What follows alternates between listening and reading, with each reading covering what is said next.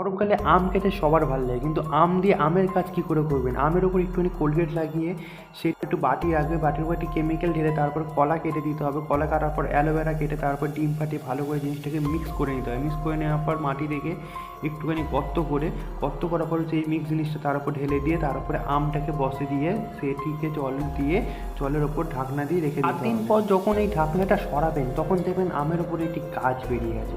তো গাছ বেরিয়ে যাওয়ার পর আমটিকে সাবধানে তুলবেন, তোলার পর আমটিকে ভালো করে পরিষ্কার করবেন নিচের দিকটা, যাতে কোনো নোংরা যাতে না লেগে থাকে। তারপরে একটু ভালো সার মাটিতে আলাদা করে রাখতে হবে, সেই মাটিতে গর্ত করে তার উপরে আমটি রেখে দেওয়ার আগেও যদি মাকে ভালোবেসে থাকো, মায়ের জন্য একটি লাইক আর একটি সাবস্ক্রাইব অবশ্যই করবে চ্যানেলটিকে। তো তারপরে একটু কোল্ড ড্রিঙ্ক তার উপর ঢেলে দিতে হবে, অ্যান্ড দেন 3 মাস পর দেখবেন আপনার কাছে আম হয়ে গেছে।